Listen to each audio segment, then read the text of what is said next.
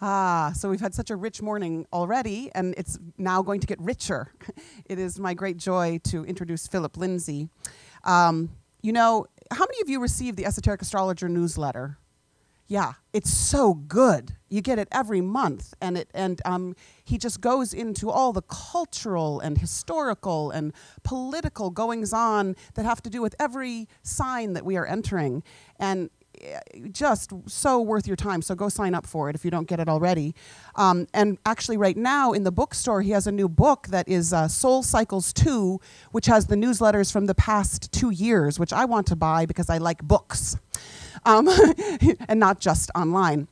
And he also has a new book in the bookstore, Destiny, Races, and Nations 2, which is his last 5 years of writing. Phillip is prolific. Do you ever, I mean, I don't know. It's so many. I was sitting at my desk the other day reading one of his books, just thinking, this is one of, how many? 15 or something. It's beautiful. Also, I just want to mention about Phillip that he is involved in a project now called the Hidden History of Humanity Project that has been and will be a life's work. And on the website, the Hidden History of Humanity website, he describes it like this. It's finding the proofs, geographical, biological, astrological, that corroborate the given esoteric theory related to the history of the root races.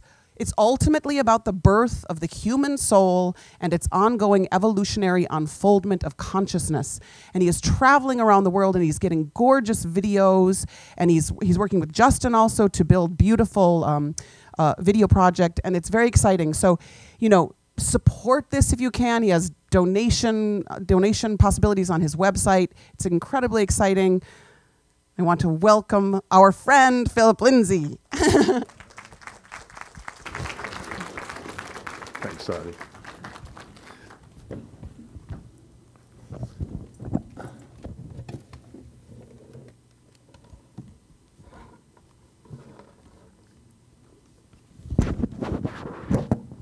Just a minute. A few tangled of wires here.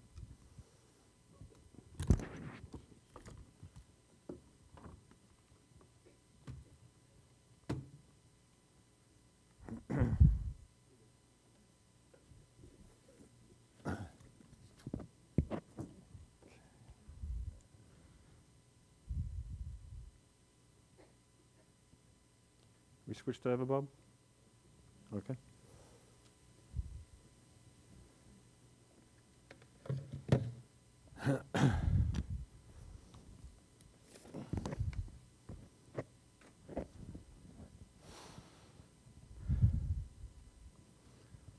Well, hi everyone. Nice to see you all. Thank you, Heidi, for your very generous introduction. It's always great to be here, to be back with the family in a sense. Actually, I have a few entities to thank. Transing Saturn, Michael Robbins, and my soul were all involved in the conspiracy to get me here to this conference. And fate does work in mysterious ways, I must say.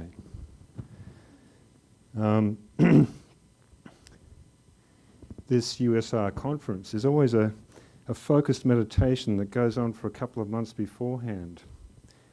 And it creates many opportunities on the inner planes, I think. And this year it culminates just before the Taurus full moon. So at that period we can extract the sattvas, if you like, from this past 2 months of meditation and focus as we work towards this point of the USR annual conference. And we can offer this up to the hierarchy, in a sense, at the Taurus full moon, the Wesak festival, arguably the most important festival of each spiritual year.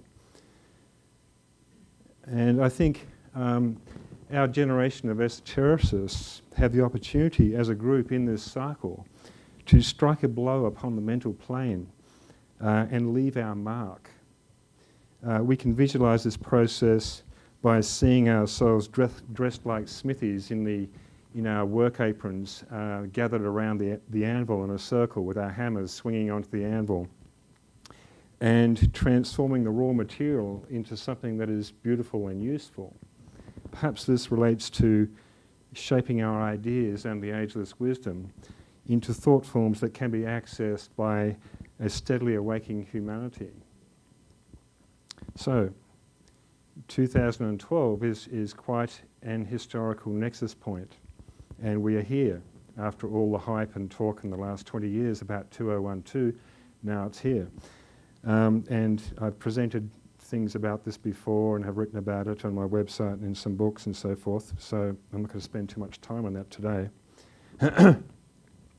But I am glad for the opportunity to give this astro-historical perspective, because in many ways the work that I do on the Hidden History of Humanity project is tailor-made for offering this view on the Fifth Ray.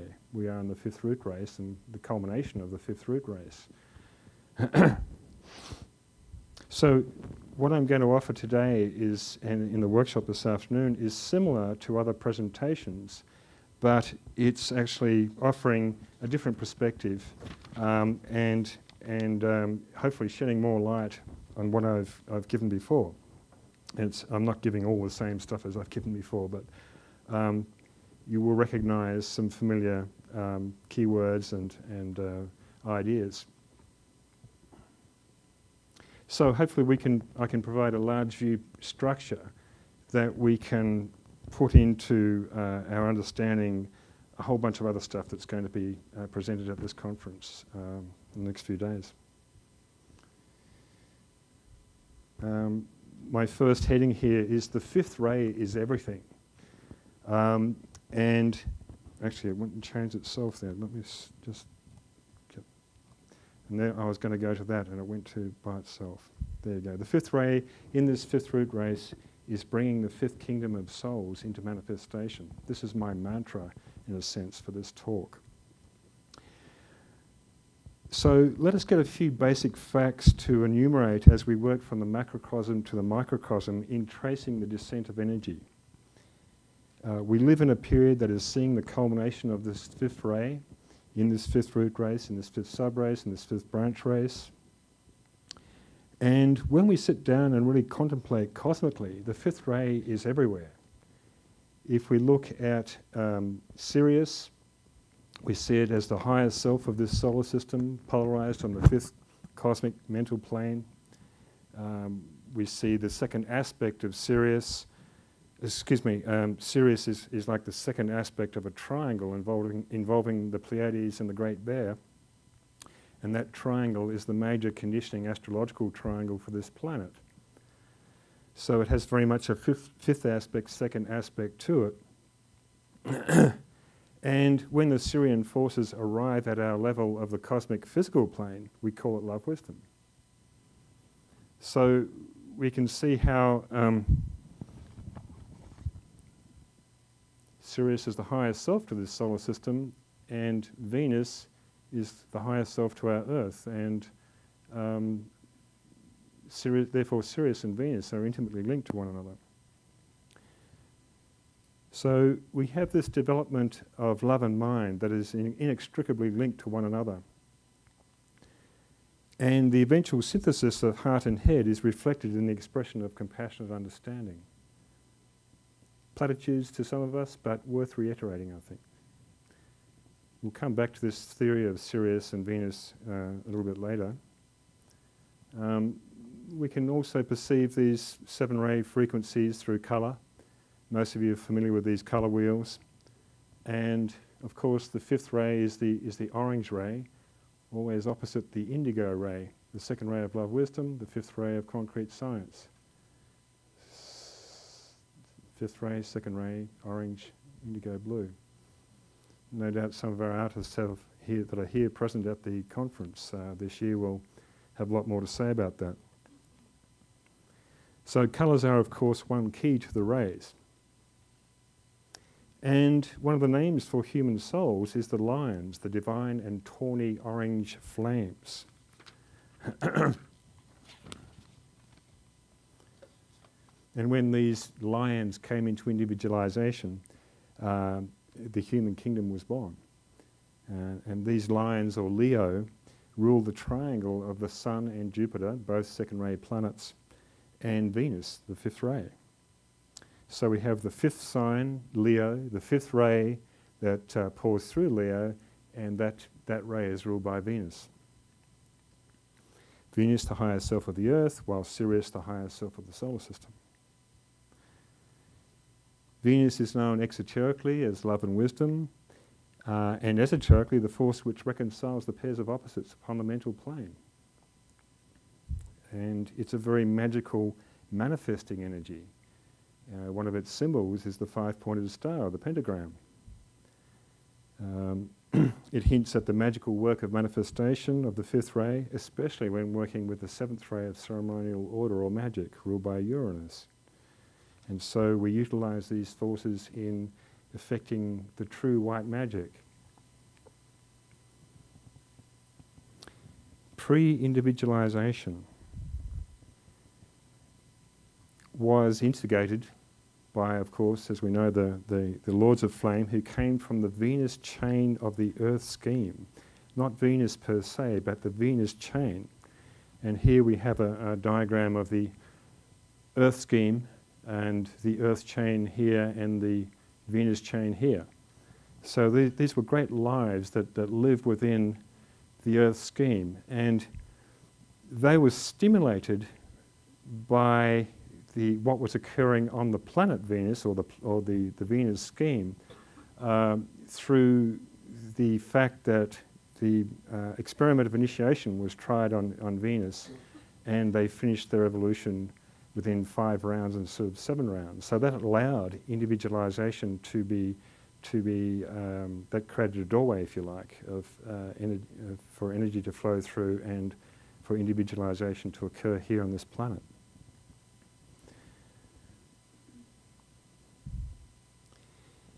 Individualization. Counting esoterically or backward, the fifth ray is also the third ray, just as the fifth plane is the third plane. It's very important to understand the counting backwards or forwards of these planes, because they are related in quite a deep way. The third ray is the mother ray, one of the 3 rays of aspect, and the ray of mind that births the fifth ray. And so here I just have the fifth ray with Venus, and of course counting backwards it's the third ray. So this is important to bear in mind, because I'm going to talk about the third root race, which actually isn't Lemuria, but this root race that we're in now.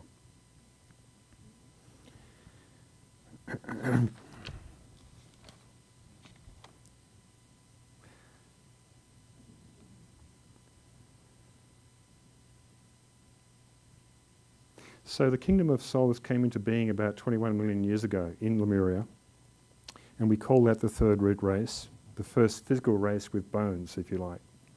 The presence of the great Chimaeras from the Venus chain of the Earth scheme, their combined mental energies created a vast electrical storm, which I've mentioned before in my talks, that destroyed most of the animal kingdom, of whom the primitive future humans were members. This storm was the fire of manners or mind. And this period was the true epoch for the death of the dinosaurs and the birth of the human kingdom. DK tells us the spark of mind was implanted, and the strength of its vibration and the immediate effect of its presence caused the death of the animal form, thus producing the immediate possibility of the newly vitalized causal bodies vibrating to such purpose that new physical vehicles were taken. I've read that passage many times because it's profound. That's not all of it, that's just part of the passage actually. So each animal man was loaned a causal body or soul. The monads of each future human appropriated an individual solar angel to guide it through evolution. And of course this was a huge sacrifice by these angels who had perfected themselves in a previous evolution. And also a great mystery. The angelic beings had been humans in a previous solar system. They were solar angels from the sun. Sirius is the higher self to the sun. Therefore the sun, or the solar logos, is an incarnation of Sirius. And this may explain why the majority of humanity, when they have liberated themselves, will choose the fourth cosmic path, the Sirian path.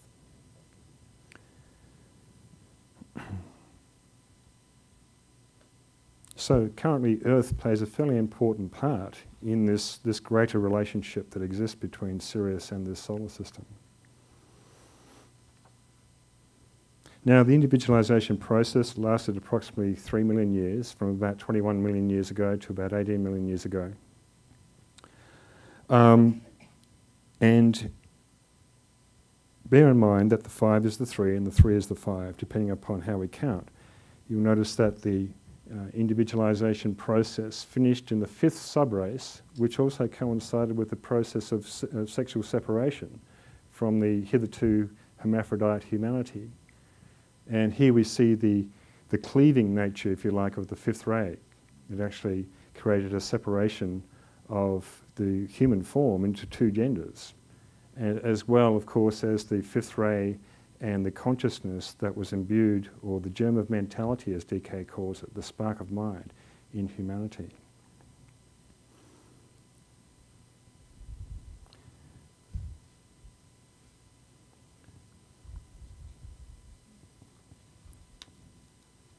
So this emphasizes the difference between the races, the race that we're in now and the Lemurian race. The Lemurian race was polarized in the sacral center, and this race is working towards a polarization in the throat center.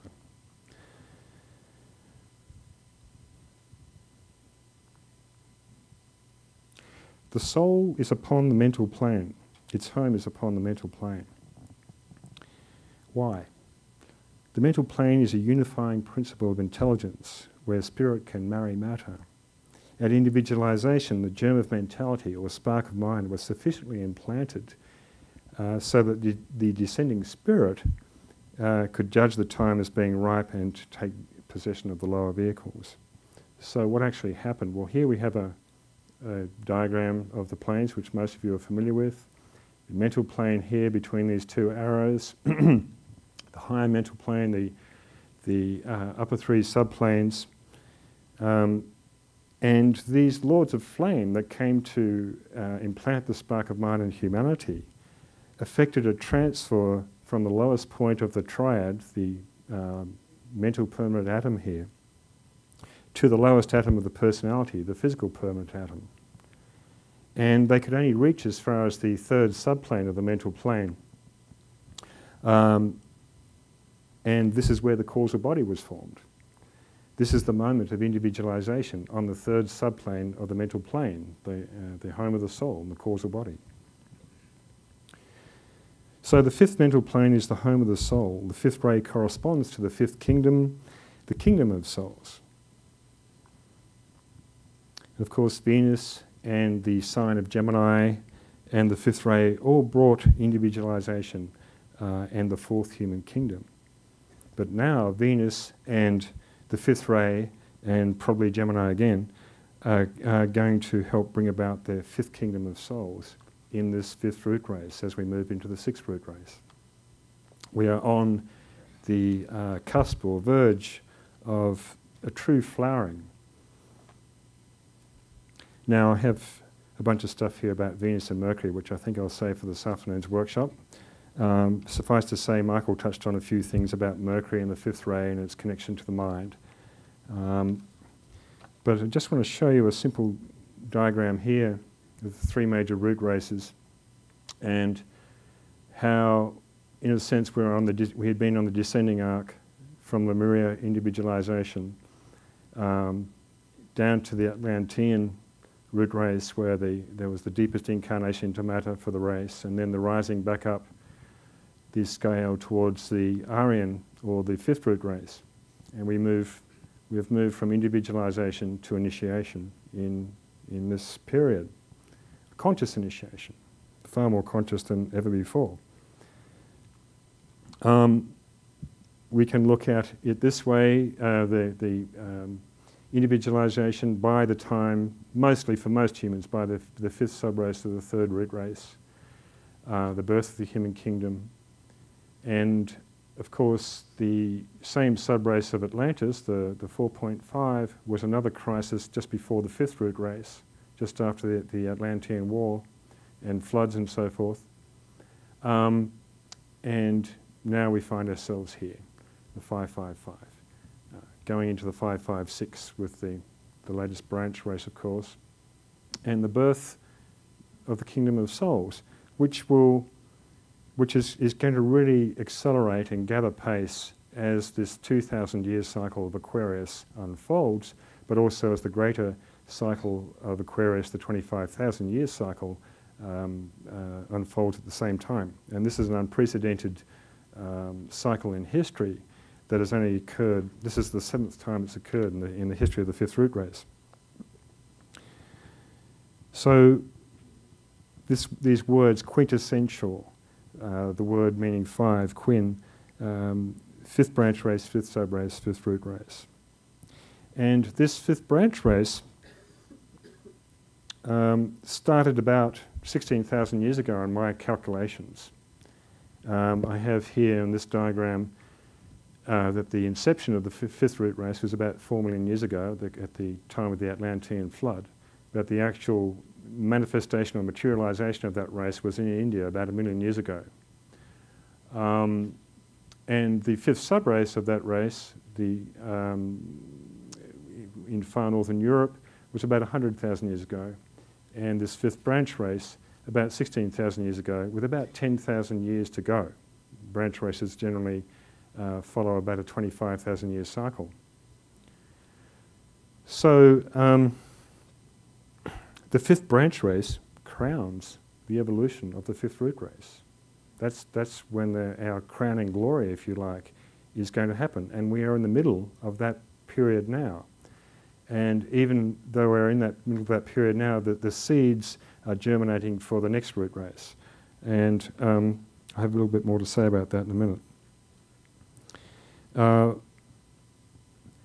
So with this number 5, the 5th root race, this great culmination that's occurring in human history, we can think of some of the things that H.P.B. Blavatsky said about great souls like Confucius and Plato being 5th rounders. They were like seeds that were way ahead of the stream that were serving the race in the finale, if you like, of the 5th root race. Of course, the 5th round hasn't started yet, or has it? Because you could say that in this 4th round, at the peak culmination of the 5th root race, that the 5th round has actually already started. Because the rounds, just like the root races and all cycles, all overlap each other. So there could be an argument given for the fact that the 5th round has been seeded and is pretty much starting, but the 4th round is only halfway through. It still has a long way to go. But the 5th round is going to pick up speed in parallel while that 4th round winds down in its cycle. It's just an idea anyway. It's not written in concrete yet, but it's a theory I have. Plato, of course, was like a mini Avatar or mini Manu who set the type for the 5th branch race in terms of certain laws, history of Atlantis, and many of the foundations for our modern Europe actually lay back in that time of ancient Greece and Crete and so forth. It's interesting to note that the master of the 5th ray, the master Hilarion, has his home on Crete. So that area, I think, there was a wonderful seeding of philosophers and thinkers, and they gradually gathered together over the last 16,000 years and created a foundation for what we know now as modern Europe. Of course, around that time, about 10,000 years ago, existed the being we call Orpheus, who held the office of the Christ at that particular time. And of course, Pythagoras, an incarnation of the Master Kurt Hermes, very much connected with the Orphic teachings. And Michael mentioned Patanjali last night, I think, and he also was in the same era, around about 10,000 years ago. Maybe there are other Patanjalis before him, but he also gave us a manual for liberation in the Yoga Sutras of Patanjali. One of my favourite books. Okay.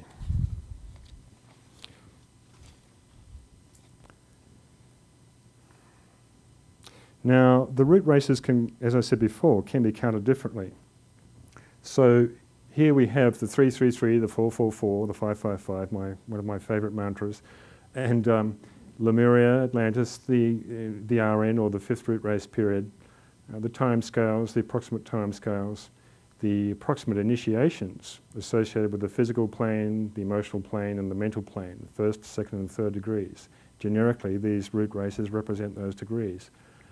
But instead of calling them the third, fourth, and fifth, the 1, 2, and 3 could be assigned to them as well, because this is the first time in Lemuria that humans came into conscious being and consciousness in bodies, solar and lunar angels united. So in this respect then, we are in the third root race at the moment. And the third ray of active intelligence has a lot to do with bringing this third root race to fruition, to maturity, to culmination, to efflorescence. So this is now. And imminent, there is a great harvest of souls ripening who will take the third degree possibly in the next 500, 700 years in the first decade of the sign of Aquarius, establishing what DK calls a great station of light upon the planet. And so I think there's a great possibility that at this particular peak, a significant proportion of the human population of the fifth root race will take the third degree, have the opportunity to take the third degree anyway. Perhaps, not so much necessarily in physical numbers, but a critical mass in consciousness. And these will be the disciples and initiates who will be the seed of the sixth root race. They will be the leaders and initiates and guides and so forth of the coming race, which is going to be unfolding in the next 25,000 years. So, if we look at the last 600 years, we see an incredible acceleration of this third aspect, third ray, fifth ray quality. Again, just to finish off on the last theme, we see the spiral of consciousness here. A long time for the development of the Lemurian consciousness, a slightly shorter time for Atlantean consciousness, and now the Aryan consciousness, the third root race, is reaching the point of the spiral. I was lucky enough to find a little Christmas star there for the top of that one. this illumination and bursting out of light.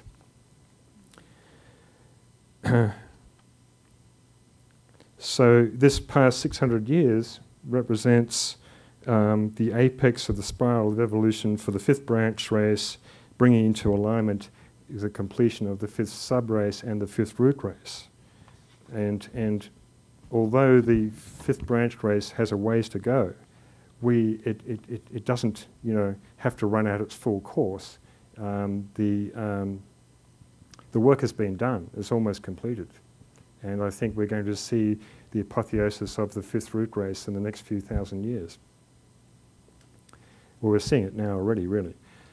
Okay, so this alignment of the 555, the fifth root race, also set in motion the destructive cycle of the Kali Yuga, which started around about 3100 BC. And so we have the fifth root race is actually in decline. It is it's in its destructive destroyer phase. But there is an emerging parallel Satya Yuga cycle, or the golden age, that is actually emerging, and that is the golden age of the sixth root race. But we're not going to see much more of that for the next 25,000 years. The sattvas and seeds of this fifth root race development so far will be extracted to plant for the coming race and lie hidden in the not quite ripe fruit of the fifth root race tree. Now, why did that go to that? Oh yes, I need to go to here. This is a table of the various ray energies that we've been influenced by in the last 600 or so years. I'm going to go into this in much more detail this afternoon. I'm just going to touch upon it this morning to illustrate the major influences that have brought this incredible acceleration of mind and consciousness in the last 600 years. And the main one I identify as the Ray 3 of active intelligence and its cycle that started in 1425 and is still going. It has various inward and outward phases, but it coincided with the European Renaissance. And of course, much of the golden age of Greece came through the European Renaissance, and the same kind of souls, or these same souls and so forth, that guided and set us up for the last 600 years, pretty much. So invention of printing, spread to the dissemination of ideas and so forth. Then we had the Age of Enlightenment, the so-called Age of Enlightenment, cultural movement of intellectuals to reform society and so forth. And I have some of these ray influences down the side here. But the main ray that I identify within this third ray cycle is the fifth ray that pretty much kick-started the Industrial Revolution, the technological revolution, the communications and computer revolutions and so forth, and which had a very short incarnation. It was withdrawn by order of Sanat Kumara and the Fifth Ray Lord. I'd love to have been at that meeting that those two had. And I calculate that it went out pretty much in the late 90s, from the time that DK wrote the piece about it. But we're going into the age of Aquarius, which has the fifth ray, is the only ray that comes through it on the larger and lesser cycles. And whether that fifth ray is the incarnation or not, it will naturally be invoked by nature of the sign Aquarius. So let's see now. How much time we got left? 10 minutes, okay.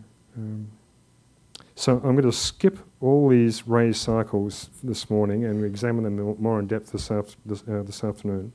There's some very interesting stuff that's going on. There's the third ray, the fifth ray, the seventh ray, and the first ray, all the rays along the ray line of mind that are very powerful. But this afternoon I do talk about the second ray and the sixth ray. In fact, the experiment by hierarchy to try and offset the excesses of the industrial age by bringing in the poets and the musicians and so forth. And DK says somewhere that experiment was a failure because humanity failed to respond to the more second-ray qualities of the Romantic poets, for instance. We can explore that in more detail this afternoon, I hope.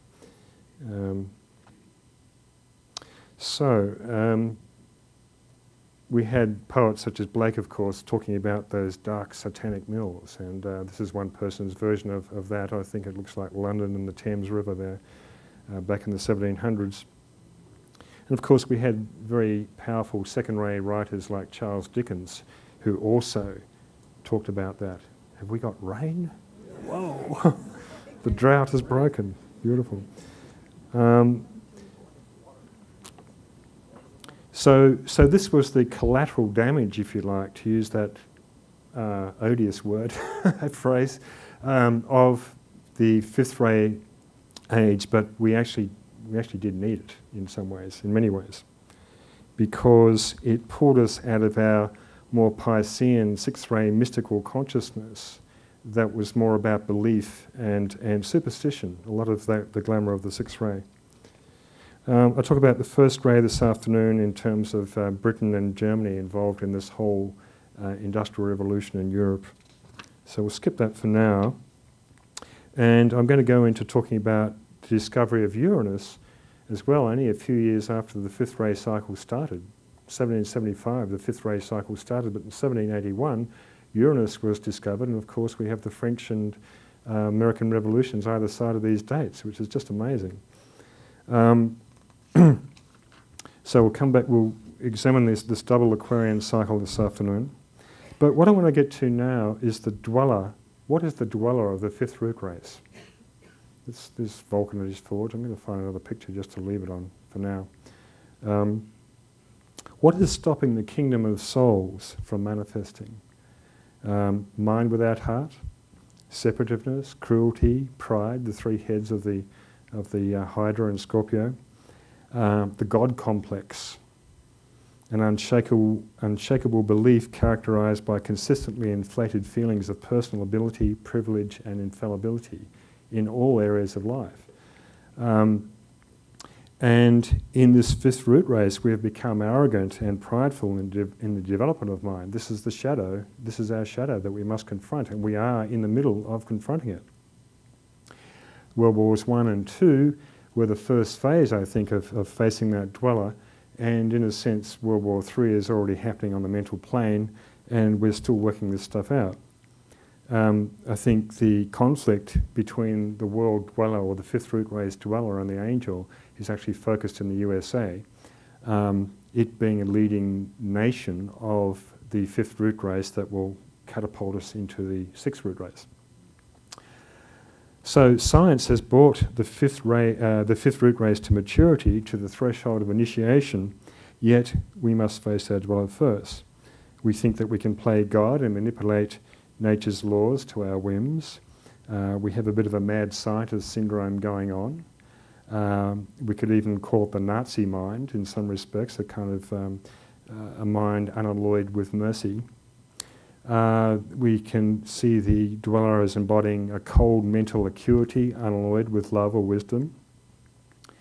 So, yet the fifth and second rays are intimately linked. The second ray of love, wisdom, and the fifth ray of science. But there is an imbalance in their expression. For example, even though the quest for discovery is wonderful in terms of, say, for instance, the space program, it's at the expense of compassionate social issues and health, in terms of the money that's spent on that kind of thing. So part of science's dweller is the glamour of authority. Science that serves the few and not the many. Science that sells itself out to big business, like biotech companies, big pharmacy, big farm, genetically modified foods and so forth. Frankenscience, the utter disregard for the environment, etc., etc. I'm preaching to the choir and all that, I'm sure. So, and pollution, of course, is one of these the great shadows of the onward rush of science. It's gone into developing all this technology, but has actually not regarded the side effects. And we're just starting to come to terms and far greater consciousness with all that.